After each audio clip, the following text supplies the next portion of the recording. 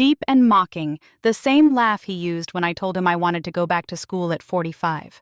The same laugh when I said I could manage our finances myself. But this time his lawyer joined in, and that's when I knew these two fools had no idea what was coming. Let me back up, because you need to understand how I got here. My name is Bernice Crawford, though most folks call me Bernie, and I'm 72 years old.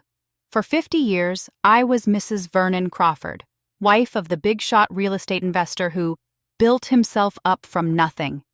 That's what everyone said. What they didn't say was who was standing behind him the whole time, holding everything together while he collected all the credit. It was a Tuesday morning in April when Vernon's lawyer served me papers at my front door. I was in my robe, coffee in hand, getting ready to head to my grandchildren's school for their spring assembly. The process server, this young man who couldn't look me in the eye, handed me a thick envelope and mumbled something about being sorry. I stood there on my porch, the morning sun warming my face, and read the most ridiculous thing I'd ever seen in my life. Vernon Crawford versus Bernice Crawford. My ex-husband was suing me for $350,000. According to his papers, I had misappropriated marital funds during our divorce 10 years ago. He claimed I had hidden money that was rightfully his, and now he wanted it back, with interest. The nerve of this man, the absolute nerve. I called my daughter Tiffany first. She was always the practical one, or so I thought. She worked as a bank manager over in Clayton, had a nice house. 2 kids I barely got to see anymore. "Mama, what did you do?" Those were her first words to me. Not, "Are you okay?" Not, "Let me help." Just accusation dripping from her voice like poison. "I didn't do anything, Tiffany. Your father is lying. Daddy wouldn't sue you for no reason. You must have done something." She sighed like I was a burden. "Look, I can't get involved in this. I've got my own family to think about, and Daddy's been helping us with the kids' private school tuition. I can't afford to make him mad." The line went dead before I could respond. My own daughter. I sat there holding the phone, feeling like someone had knocked the wind out of me. But I shouldn't have been surprised. Tiffany had always been Daddy's girl, especially after he started spreading his money around to keep the kids on his side. My son Darnell was more sympathetic when I called, but not much help. "Ma, you know I love you, but I don't know nothing about legal stuff. Plus, Charlene says we need to stay neutral. Her mama went through something like this, and it tore their whole family apart. Darnell, I'm your mother." "I know, Ma, I know. But I can't afford a lawyer, and I definitely can't afford to get on Pop's bad side right now. He's been talking about investing in my business. I'm trying to expand the shop, you know that." So there it was. Vernon had bought them both. Not with love or loyalty, but with money. Private school tuition, business investments. He knew exactly what he was doing. That first week I barely slept. I kept reading those papers over and over, trying to understand how Vernon could claim I stole from him when he was the one who had cleaned out our savings to buy his mistress, now wife, that fancy condo downtown. When we divorced, I got the house we'd raised our kids in and my retirement account. He got everything else, including 3 rental properties, his business, and the vacation home in Florida I'd never even gotten to enjoy. I found myself driving past the old places we used to go. The church where we got married, Greater Mount Zion Baptist, still standing proud on the corner of Jefferson and 5th. I'd stopped going there after the divorce.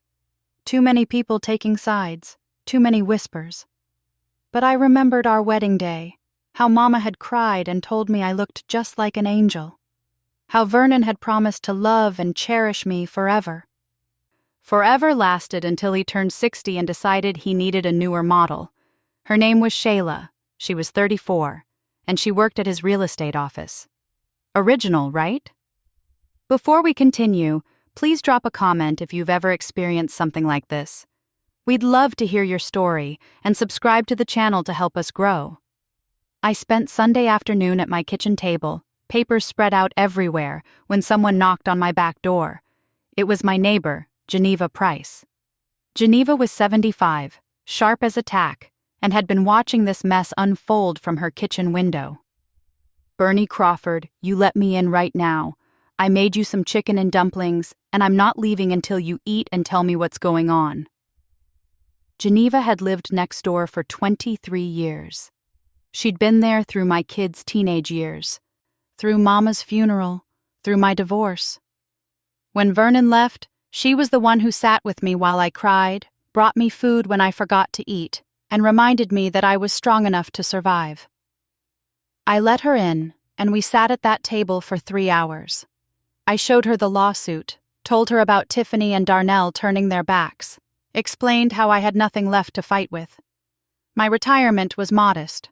The house was paid off, but needed repairs I couldn't afford. I'd been living carefully, stretching every dollar. Geneva listened to everything, then pushed her glasses up her nose and looked at me with those wise eyes. "Bernie, do you remember what you told me when Harold died?" Harold was Geneva's husband. He'd passed 5 years ago, left her with medical bills and a mortgage she couldn't handle alone. She'd been ready to give up. Sell the house, move in with her daughter in Memphis. "I told you to fight," I said quietly. "You told me to fight, and you helped me do it. You went through Harold's papers and found insurance policies he'd forgotten about. You called the hospital and got those bills reduced. You saved my home, Bernie." She reached across the table and took my hand. "Now it's my turn to help you fight. But first, you need a lawyer. A good one." "Geneva, I can't afford—" "My nephew's wife is a lawyer. Octavia Reynolds. She handles civil cases, and she's mean as a snake when she needs to be." Geneva pulled out her phone. "She owes me a favor anyway. I'm calling her right now." I wanted to protest, but something in Geneva's voice told me not to argue. Within an hour, we had an appointment set for the next day. Octavia Reynolds's office was in a renovated historic building downtown, not one of those glass tower offices where Vernon's lawyer probably worked.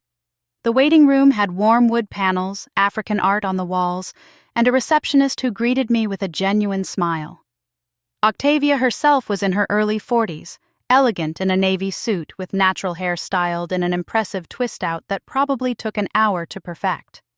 She had Geneva's eyes, sharp and assessing, but when she smiled, I felt some of my fear ease. "Mrs. Crawford, Aunt Geneva speaks very highly of you. She says you're family, and family doesn't get charged my usual rates." She gestured to a chair across from her desk. "Now tell me everything and don't leave anything out, even the parts that seem unimportant." So I did.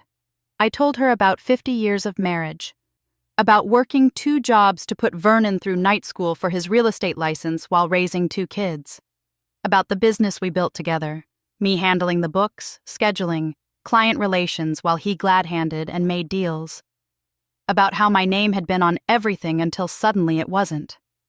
I told her about the divorce, how his lawyer had been aggressive and mine had been useless, pushing me to settle quickly. About signing papers I didn't fully understand because everyone said to just be done with it, move on, stop being difficult. Vernon got the business, the rental properties, the vacation home, and most of our savings. I got the house and my retirement account, which was about 1/3 of what he walked away with, I explained. The judge said it was fair because he'd built the business. "Built with your money, your time, and your labor," Octavia said, making notes. "What about during the marriage? Were you involved in the business operations?" "I ran the office for 30 years, kept the books, managed properties, dealt with tenants. I stopped when Vernon said we should hire someone younger who understood computers better. That was about 5 years before the divorce." Octavia looked up, her pen pausing. "He pushed you out of the business? Then divorced you? When exactly did he start seeing Shayla?" "She started working there about 6 months before he asked me to step back." "Mm-hmm." Octavia wrote something down with force, her pen digging into the paper. "And this current lawsuit claims you misappropriated funds. Does he specify which funds or when?" I pulled out the papers. "He says I took money from the business account and hid it in a personal account during the divorce proceedings. He claims he has bank records proving it." "Do you have any idea what he's talking about?" Octavia, I never touched a dime that wasn't mine. Every penny I have came from my retirement account and my part-time job at the library. I've been careful because that's all I have." She studied me for a long moment, then leaned back in her chair. "Mrs. Crawford, I'm going to ask you something, and I need you to really think before you answer. During your marriage, during the divorce, did you ever notice anything strange about the finances? Money moving around that didn't make sense? Properties bought or sold that seemed odd?" I opened my mouth to say no, then stopped. There was something. Something that had nagged at me for years, but I'd pushed aside because I trusted Vernon. "There was a property," I said slowly, "about a year before Vernon asked for the divorce, a commercial building on Riverside. He told me he'd sold it for a loss, said the market was bad. But I'd seen the listing online, and I could have sworn the asking price was much higher than what he said he got." Octavia leaned forward. "Do you remember anything else about that sale?" "Just that he was secretive about it. Usually he loved bragging about his deals, but this one he didn't want to talk about. Said it was embarrassing because he lost money." "Mrs. Crawford, do you still have access to any of the old business records?" "I have boxes of files in my basement. When Vernon cleared out the office, he had everything delivered to the house and told me to deal with it. I never threw anything away, even after the divorce. I kept thinking maybe the kids would want the business history someday." Octavia's smile was sharp. "Mrs. Crawford, those boxes might be the key to everything. Can you bring them to my office? All of them? There must be 15 boxes. Bring them all, every single one." She stood up, excitement radiating off her. "I have a feeling your ex-husband just made a very big mistake. He's so confident you can't fight back that he's gotten sloppy. Men like him always do." Over the next 2 weeks, I went through those boxes. My basement became a war room. Geneva helped, bringing coffee and snacks, reading through file after file. Octavia came over twice, her eyes lighting up as we found more and more irregularities. That Riverside property? Vernon hadn't sold it at a loss. He'd sold it to a shell company for pennies, then that company had sold it 2 months later for triple the price. The shell company was registered to a P.O. box, but after some digging, Octavia found out who really owned it: Shayla's brother. Vernon had been hiding assets, funneling money out of the marital estate right before the divorce. And that was just the first property we found. There were 2 others, same pattern. He'd been planning his exit strategy for years, systematically stealing from me while I trusted him completely. "This isn't just grounds for a countersuit," Octavia told me, her eyes blazing. "This is fraud. This is theft. Bernie, do you understand what we have here?" I understood. After 50 years of being told I didn't know anything about business, after being pushed aside and replaced, after watching my own children choose his money over my love, I finally had proof that I'd been right all along. The day of the first hearing arrived. I dressed carefully in my Sunday best, a navy dress Mama had bought me for my 65th birthday, pearls, sensible heels. Octavia met me at the courthouse steps, looking fierce in a charcoal suit. "Remember," she said, "don't react, no matter what they say. We're going to let them think they're winning." Vernon was already inside with his lawyer, a slick man in an expensive suit named Randall Whitfield. They sat at their table, confident, barely glancing our way. When I walked in, I heard it, that laugh. Vernon saw me and actually laughed, said something to Whitfield, who joined in, like I was a joke, like these 50 years meant nothing. The judge called the session to order. Whitfield stood up, all confidence and polish, laying out Vernon's case. I had stolen $350,000. I had hidden it in secret accounts. I was a bitter ex-wife trying to cheat a successful businessman. "Your Honor," Whitfield said with a smirk, "Mrs. Crawford has no evidence to contradict these claims. She can't even afford proper representation. Objection, Your Honor." Octavia's voice cut through the courtroom like a blade. Mr. Whitfield seems confused about the quality of Mrs. Crawford's representation. I'd be happy to educate him." The judge looked amused. "Noted, Ms. Reynolds. Continue, Mr. Whitfield." But something had shifted. Vernon and his lawyer exchanged a glance, a tiny crack in their confidence. Whitfield continued, but he was less smooth now. When it was Octavia's turn, she stood slowly, gathering her papers with deliberate care. "Your Honor, Mrs. Crawford categorically denies all allegations. Furthermore, we'll be filing a countersuit for fraud, theft of marital assets, and perjury in the divorce proceedings. We have documentation proving Mr. Crawford systematically hid assets worth over $2.3 million during their divorce." The courtroom went silent. I watched Vernon's face go from smug to pale. Whitfield tried to object, but his voice cracked. "Your Honor," Octavia continued, "we have bank records, property transfers, tax documents, and correspondence proving a decade-long scheme to defraud Mrs. Crawford of her rightful share of the marital estate. We also have evidence that Mr. Crawford filed false financial disclosures during the divorce, which constitutes perjury." She placed a thick folder on the judge's bench. "This is just the summary, Your Honor. We have 15 boxes of evidence that tell quite a story." Vernon stood up, his lawyer trying to pull him back down. "That's impossible. Bernie doesn't know anything about the business. She can't—" "Sit down, Mr. Crawford," the judge said sharply. Then to Octavia, "Ms. Reynolds, these are serious allegations." "Yes, Your Honor, they are. We're prepared to prove every single one." The judge looked at Vernon, then at me, then at the folder on his bench. "I'm going to review this preliminary evidence. We'll reconvene in 2 weeks for a full hearing. Mr. Whitfield, I suggest you and your client take this time to review your position very carefully." As we left the courtroom, I could hear Vernon and Whitfield arguing in harsh whispers. Geneva was waiting outside, and she pulled me into a tight hug. "How'd it go?" she asked. I looked back at the courthouse doors, thinking about Vernon's face when Octavia laid out what we had. Thinking about how he'd laughed at me just an hour ago, so sure I was defeated. "Geneva," I said, "I think we just dropped a bomb they never saw coming." But as I walked to Octavia's car, my phone buzzed. A text from Tiffany. "Mama, Daddy says you're lying about him. He says he'll make sure you lose everything, including us. Why are you doing this?" I stared at that message, and something in my chest went cold. Vernon wasn't going to back down. He was going to fight dirty, and he was going to use my own children as weapons. This war was just beginning, and the casualties were already piling up. The next morning, I woke up to 17 missed calls.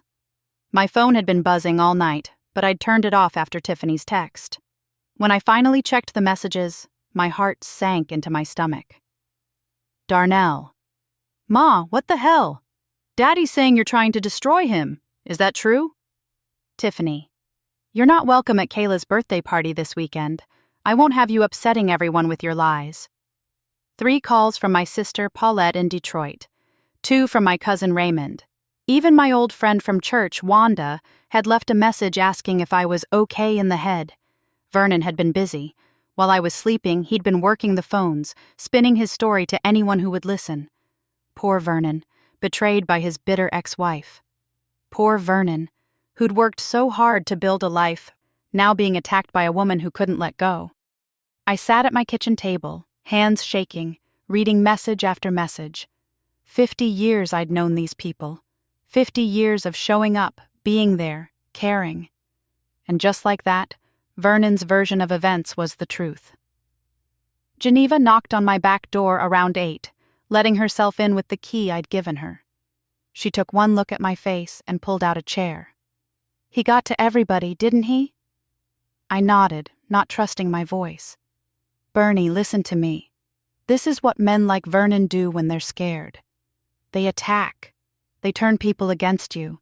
They make you feel small and alone." She poured us both coffee from my pot. "But you're not alone, and you're not small. You're the woman who built an empire while he took all the credit. Don't you forget that." My phone rang again. This time it was Octavia. "Mrs. Crawford, I need you to come to my office today. We have a situation." Vernon's lawyer had filed an emergency motion claiming I was harassing his client and attempting to extort money with false accusations.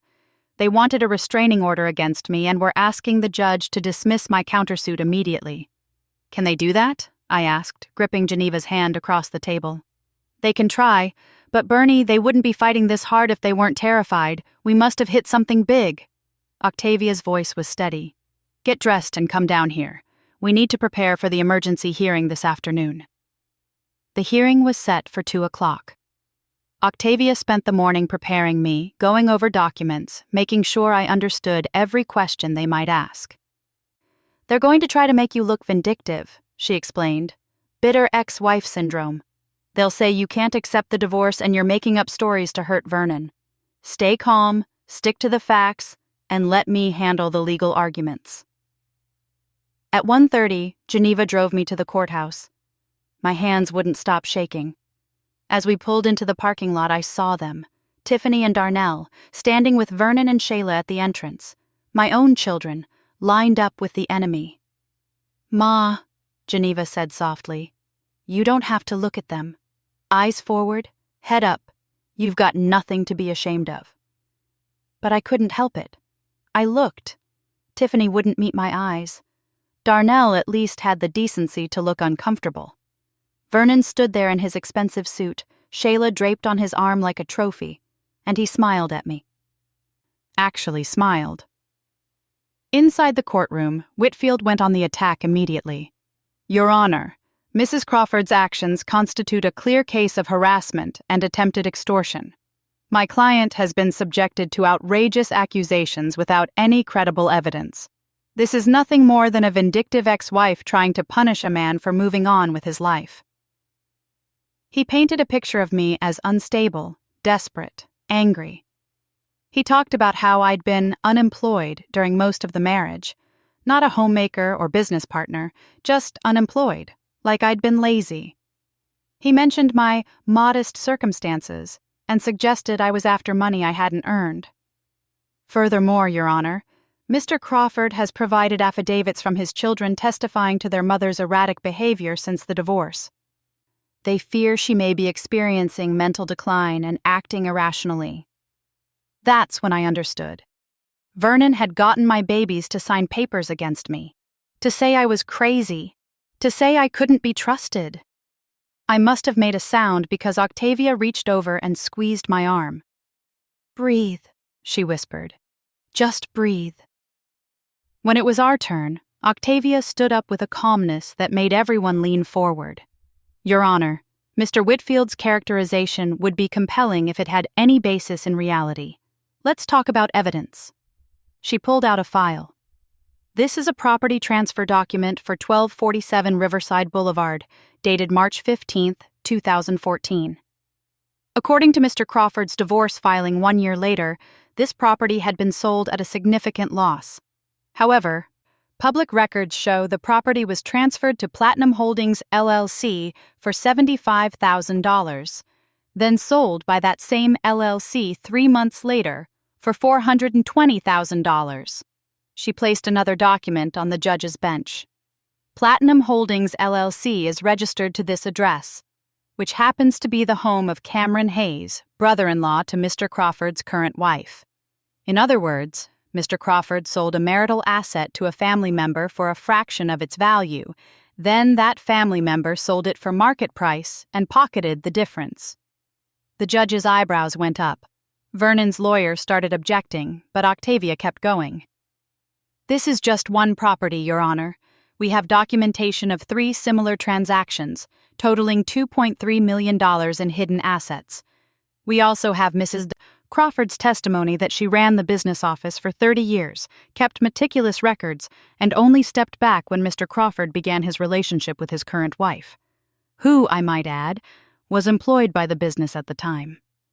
Before we continue, if this story resonates with you, please hit that subscribe button and ring the notification bell so you never miss our next story." As for the affidavits from Mr. Crawford's children, Octavia continued, her voice taking on an edge. Both Tiffany and Darnell Crawford have received significant financial support from their father in recent years. Ms. Tiffany Crawford's children attend private school at $12,000 per year per child, tuition paid by Mr. Crawford. Mr. Darnell Crawford received a $50,000 business loan from his father just 6 months ago. Their testimony is hardly unbiased. She pulled out more papers. We have Mrs. Crawford's bank records showing modest but stable finances. We have testimony from neighbors and friends attesting to her sound mental state. We have employment records from the public library, where she has worked part-time for 8 years with excellent reviews. And we have 15 boxes of business documents that Mrs. Crawford carefully preserved, showing a pattern of financial manipulation spanning years. The judge looked at Vernon, who'd gone from confident to pale. Mr. Crawford, did you sell marital property to your wife's brother-in-law during your marriage? Whitfield jumped up. Your Honor, any property transactions were legitimate business dealings. I asked Mr. Crawford. The judge's voice was sharp. Vernon stood slowly. Your Honor, The business made many transactions. I can't recall every detail. You can't recall selling a building worth $500,000 to your current wife's family? The silence in that courtroom was deafening. Motion for restraining order denied, the judge said. Motion to dismiss countersuit denied. In fact, I'm ordering both parties to participate in mandatory mediation before we proceed to trial. Mr. Whitfield, Mr. Crawford, I suggest you take this mediation seriously. Ms. Reynolds, excellent work. We'll reconvene in 30 days. As the judge left, I heard Vernon explode behind me. This is ridiculous. That building was mine to sell. Bernice doesn't know what she's talking about. Mr. Crawford, control yourself, Whitfield hissed. But Vernon was past controlling himself. 50 years of getting his way, and now someone was saying no. He wasn't built for it. In the hallway outside, Tiffany confronted me. Darnell hung back, but my daughter got right in my face. You're really going to destroy Daddy over money? After everything he's done for us? Everything he's done? I couldn't help myself. Tiffany, I raised you. I fed you, clothed you, sat up with you when you were sick. I gave up my dream so you could chase yours. And now you're going to stand there and act like your father's money is more important than your mother's dignity? Daddy says you're lying about the properties. He says you're trying to steal from him. Baby, I'm not trying to steal anything. I'm trying to get back what was always mine. Your father and I built that business together. He pushed me out and then lied about what it was worth. He cheated me. And he cheated you and your brother out of your inheritance. For a second, just a second, I saw doubt flicker across her face. But then Vernon called her name, and she turned away. I'm sorry, Mama, she said, not looking at me. But I can't lose what Daddy provides for my kids. I just can't. I watched her walk back to Vernon, and something inside me broke clean in half.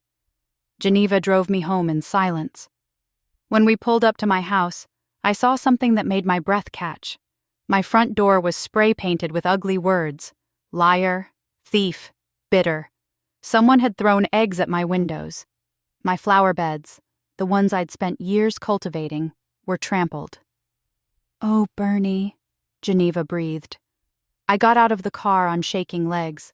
A note was taped to the door. I recognized the handwriting immediately.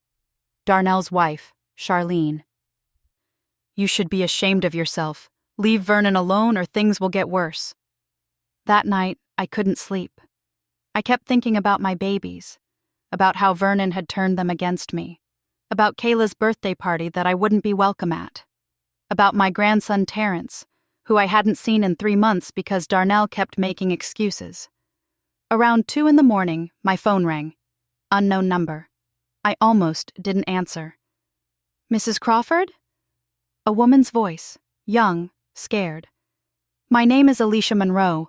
I used to work for your ex-husband. I heard about the lawsuit, and I need to talk to you. But it has to be secret. If Vernon finds out I'm calling, he'll destroy me like he's destroyed everyone else who's tried to stand up to him. My heart started pounding. What do you mean, everyone else? Mrs. Crawford, you're not the first person Vernon's cheated. You're just the first one with the guts to fight back. Can we meet? Please? I have information that could help your case, but I'm scared. I have a little girl, and I can't afford to lose my job or get sued. But what Vernon did to me, what he's still doing to other people, somebody needs to stop him. I looked at Geneva, who'd fallen asleep in my guest room, refusing to leave me alone. I thought about Tiffany's face, about Darnell's silence, about the ugly words on my door. Yes, I told Alicia. We can meet. When and where? Tomorrow morning, 9 o'clock. There's a coffee shop on Martin Luther King Boulevard, the black-owned one called Brutiful. Come alone. And Mrs. Crawford? Watch your back. Vernon's not just fighting dirty. He's fighting to bury you. She hung up before I could ask anything else. I sat there in the dark, holding my phone, realizing that this fight was bigger than I'd thought. Vernon hadn't just cheated me. He'd been doing this for years to other people, building his empire on lies and stolen money, destroying anyone who got in his way. But as scared as I was, something else burned brighter than fear. Rage. Pure, righteous rage at a man who'd stolen my life's work, turned my children against me, and was now trying to convince the world I was crazy for fighting back. My phone buzzed with a text from an unknown number. A photo. It showed Vernon and Whitfield in what looked like a parking garage, and between them stood a woman in business clothes handing Vernon an envelope. The text below read, "Thought you should see this. Dated 3 days ago, that's Judge Morrison's clerk. A friend." My hands started shaking again, but this time it wasn't from fear. Vernon was trying to bribe court officials. He was that desperate, that scared. Good. He should be. Because Bernice Crawford wasn't the helpless, confused old woman he remembered. I was the woman who'd kept his business running for 30 years. I was the woman who'd raised 2 kids, buried her parents, and survived a brutal divorce. I was the woman who'd kept every receipt, every file, every piece of paper because I knew, somewhere deep down, I'd always known, that one day I might need proof of what I'd built. I forwarded the photo to Octavia with a message. "Call me first thing. We need to talk." Then I lay back down, staring at the ceiling, planning my next move. The mediation was in 30 days. That gave us 30 days to find every skeleton in Vernon's closet, every lie he'd told, every person he'd wronged. Alicia Monroe was the first crack in his armor. I had a feeling she wouldn't be the last. But as I finally drifted off to sleep, one thought kept circling in my mind.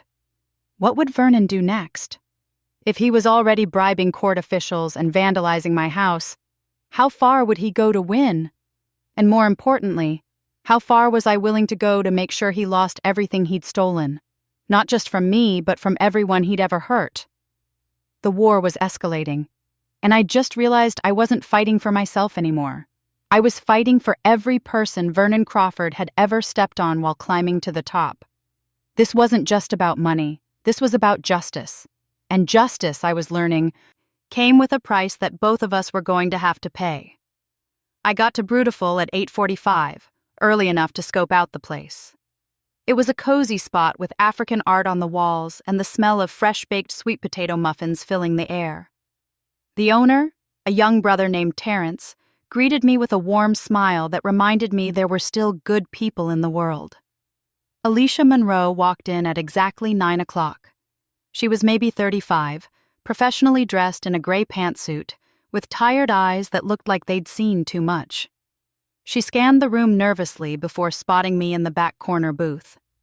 "Mrs. Crawford?" She slid into the seat across from me, clutching a worn leather bag. "Thank you for meeting me. I wasn't sure you'd come." "You said you had information about my ex-husband."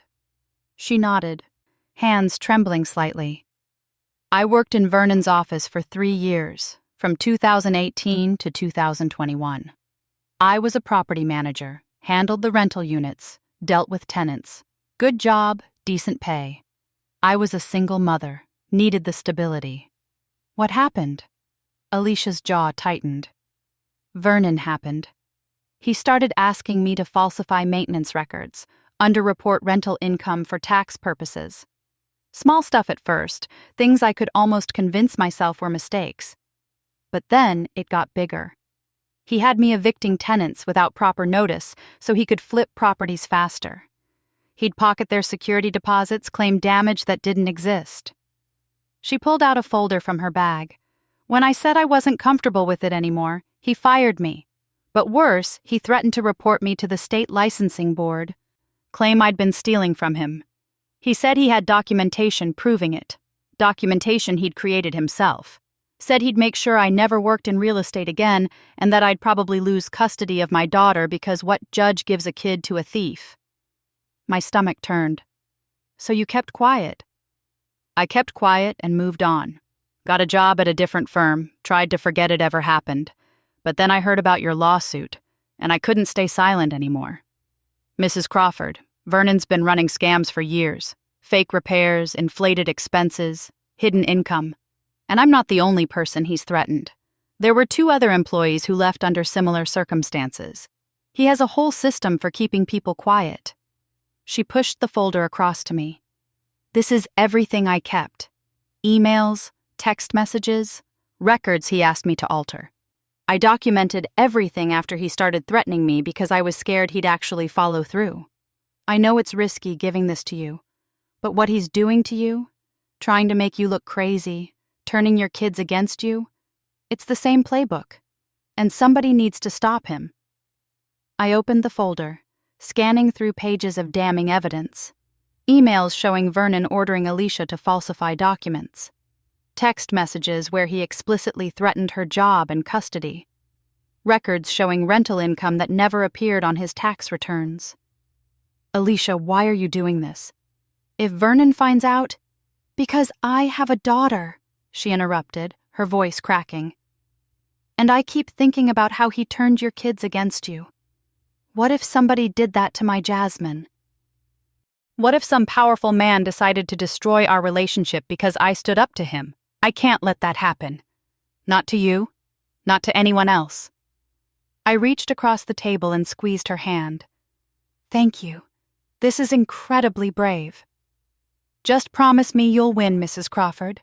Promise me Vernon will finally face consequences for what he's done. I promise.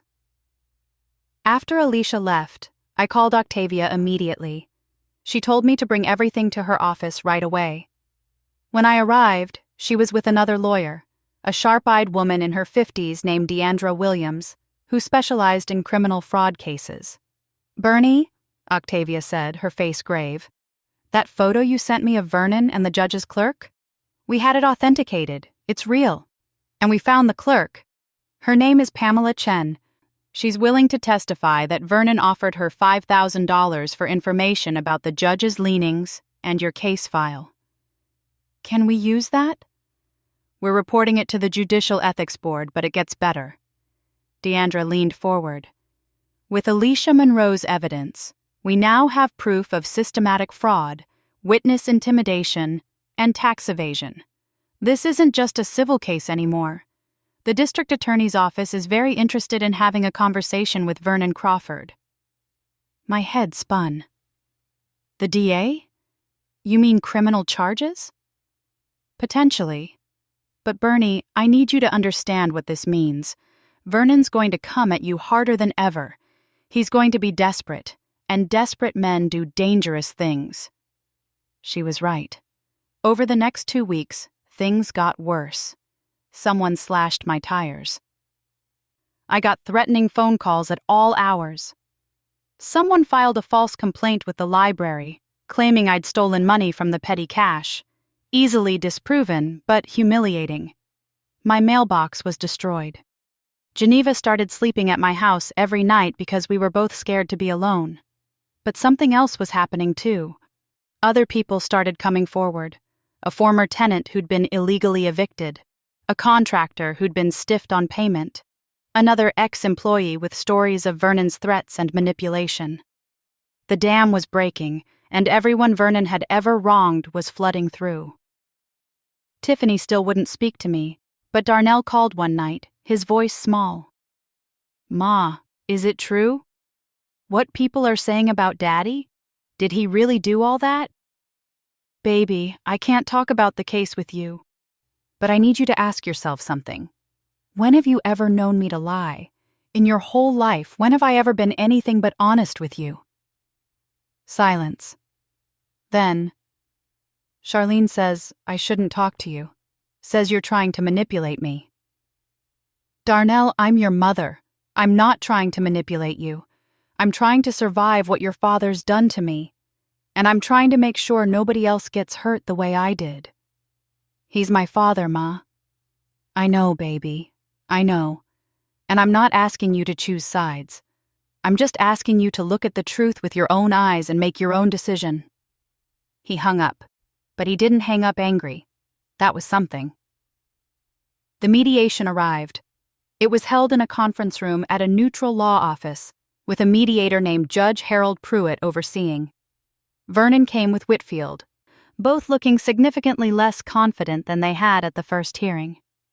I came with Octavia, Deandra, and Geneva, my army of strong black women who refused to let me face this alone. Judge Pruitt was in his 70s, a retired circuit court judge with a reputation for no-nonsense honesty. He looked over the case summary, then looked at Vernon over his reading glasses. "Mr. Crawford, I've reviewed the evidence presented by both parties. I'm going to be frank with you. You're in serious trouble. The civil case alone could bankrupt you. The potential criminal charges could put you in prison. The smart play here is to settle fairly and avoid further exposure." Whitfield leaned over to whisper to Vernon, but Vernon pushed him away. "This is extortion," Vernon said, his voice rising. "My ex-wife is bitter and vindictive, and she's convinced all these people to lie about me. I built my business from nothing. Everything I have, I earned." "Everything you have, you stole," I said quietly. The words just came out. Vernon's face went red. "I stole? Bernie, you didn't know the first thing about running a business. You answered phones and filed papers. I made the deals. I brought in the clients. I built the empire." "With my money," I said, my voice steady now. "With my time. With my labor. While you were out glad-handing and making deals, I was keeping the books, managing properties, raising our children, and making sure your business didn't fall apart. And then you pushed me out, divorced me, and tried to convince everyone, including our kids, that I was worthless. You were always so dramatic." "Mr. Crawford," Judge Pruitt interrupted, his voice sharp.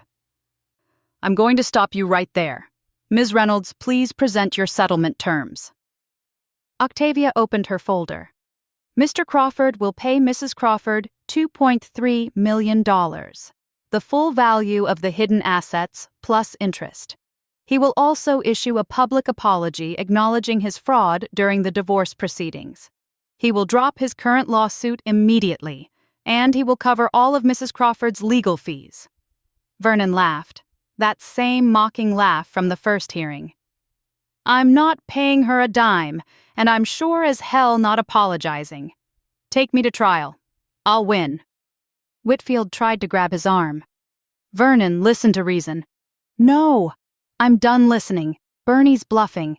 She doesn't have the stomach for a real fight. She never did." That's when Deandra spoke up for the first time.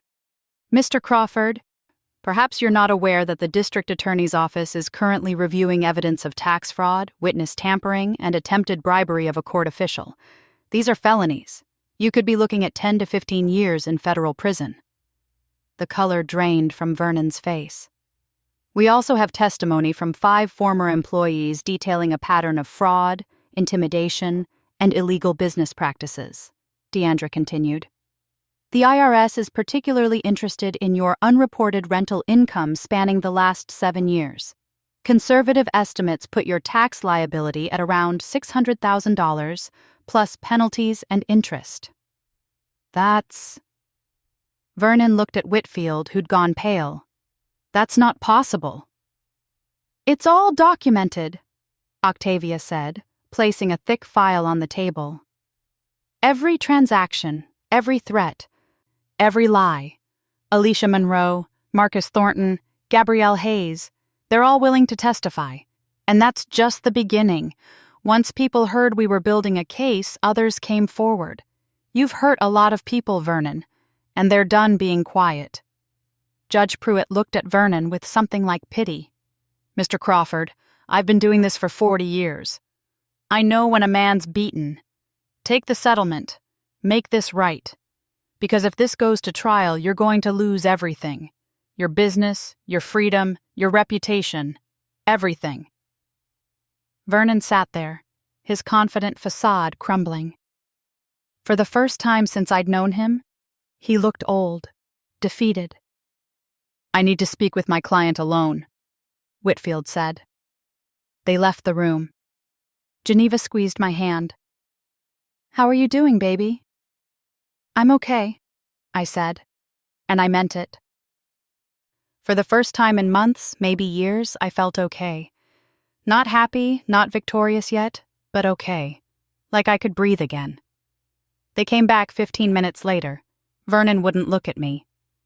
"We'll accept the settlement terms," Whitfield said, his voice flat. "With one modification. The public apology will be a private letter to Mrs. Crawford, not a public statement." Before we continue, quick question. What would you do in this situation? Let us know in the comments, and don't forget to subscribe for more stories like this. "No," I said. Everyone looked at me. Even Octavia seemed surprised. "No private letter. Vernon spent our entire marriage taking credit for my work in public. He spent our divorce dragging my name through the mud in public. He turned our children against me in public. His apology will be public. That's non-negotiable." Vernon's jaw clenched. "Bernie." "It's Mrs. Crawford," I interrupted. "You lost the right to call me Bernie when you cheated me out of everything I'd built. Public apology or we go to trial. Your choice." Judge Pruitt looked at Vernon. "Mr. Crawford?" Vernon stood up abruptly, his chair scraping the floor. For a moment, I thought he might explode, might flip the table, might do something desperate. But instead, he just deflated. "Fine. Public apology. Are we done here?" "Not quite," Octavia said. "There's one more term. Mr. Crawford will establish a fund of $100,000 to be held in trust for his grandchildren's education. Mrs. Crawford will be the sole trustee, ensuring the money is used appropriately and can't be leveraged for manipulation. That's my money. That's the cost of being a grandfather who tried to buy his children's loyalty," I said. "Those babies deserve better than being used as pawns. This way, they get their education funded, and you can't hold it over anyone's head." Vernon looked at me with something I'd never seen before in his eyes. Respect. Grudging, bitter respect. "Fine," he said. "Draw up the papers." The settlement was finalized 3 weeks later. Vernon paid every penny, $2.3 million, plus legal fees, plus the education trust. The public apology ran in the local newspaper and on his company's website. It was short, but it was there in black and white. Vernon Crawford acknowledging that he had defrauded his ex-wife during their divorce and apologizing for his actions. The criminal investigation was still ongoing. Vernon had hired a team of lawyers to fight the charges, but Deandra told me the DA had a strong case. Even if Vernon avoided jail time, his business reputation was destroyed. Clients were leaving, properties were being sold. The empire he'd built on lies was crumbling. 2 days after the settlement check cleared, Darnell showed up at my house. He stood on my porch, hands in his pockets, looking like the little boy who used to run to me when he had nightmares. "Ma, can I come in?" We sat at my kitchen table, the same table where I'd cried, where Geneva had planned strategy, where I'd read through boxes of evidence that would take Vernon down. "I'm sorry," Darnell said, tears streaming down his face. "I'm so sorry, Ma. I should have believed you. I should have stood by you. I was just so scared of losing what Daddy was giving me that I forgot what you'd given me my whole life. I reached across the table and took his hand. Baby, I understand. Your father is very good at making people afraid. But you're here now. That's what matters. Charlene and I are getting divorced, he said quietly. She can't forgive me for supporting you now. Says I'm choosing you over her. I'm sorry, son. Don't be. She showed me who she really was. And you? Ma, you're the strongest person I know. You fought an empire and won. I'm proud to be your son. We cried together that afternoon. Mourning what had been lost, but celebrating what we'd found. Each other. Tiffany was harder. She didn't come around for months. But one Sunday, I was at the park with Darnell and his kids when I saw her. She was with Kayla and my other grandbaby Cameron, watching them play on the swings.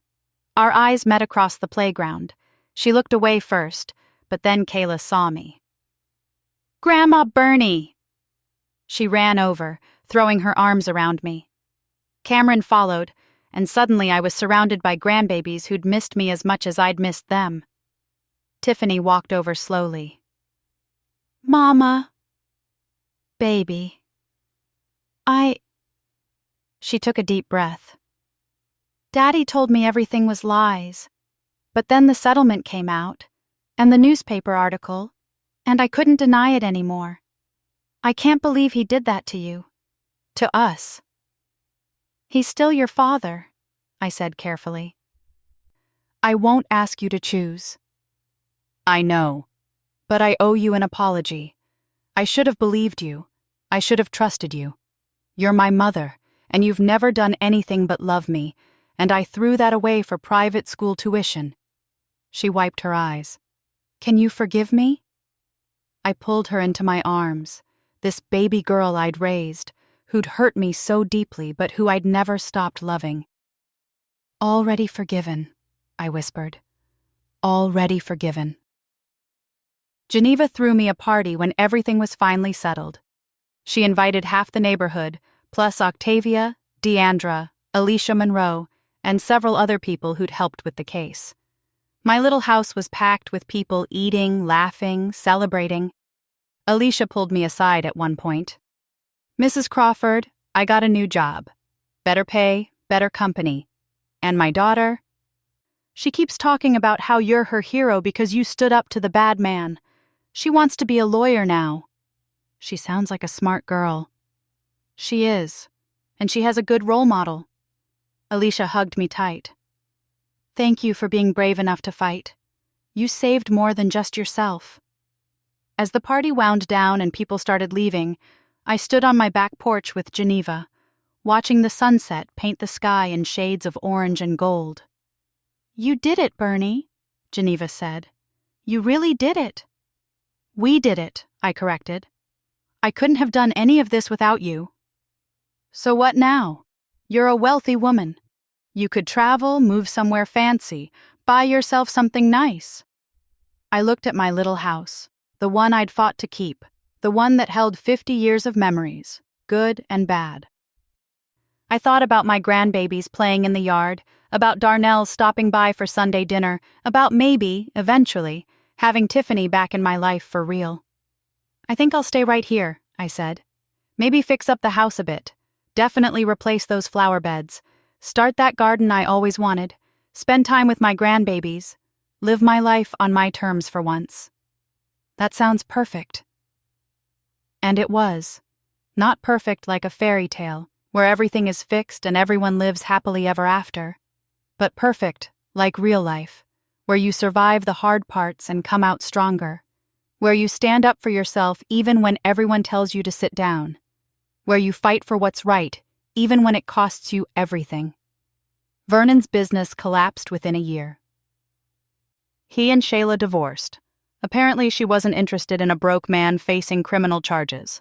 Last I heard, he was working as a property manager for someone else's company, living in a small apartment, driving a used car. Everything he'd built on lies had crumbled to dust. I didn't feel sorry for him, but I didn't feel angry anymore either. Anger takes energy. and I needed all my energy for living. On my 73rd birthday, my whole family came over. Darnell with his kids, Tiffany with hers, Geneva, Octavia, some neighbors, and friends from church. We ate cake, told stories, and laughed until our sides hurt. As I looked around the table at all these people who loved me, who'd stood by me, who'd helped me fight, I realized something. Vernon had taken a lot from me, 50 years, my business, my trust. But he hadn't taken the most important things. He hadn't taken my strength. He hadn't taken my dignity. And he hadn't taken my ability to build a new life from the ashes of the old one. I was 73 years old, and I was finally free. Free from a man who'd controlled me. Free from fear. Free to be exactly who I wanted to be. And that, more than any settlement check, was worth everything. Thanks for listening. Don't forget to subscribe and feel free to share your story in the comments. Your voice matters.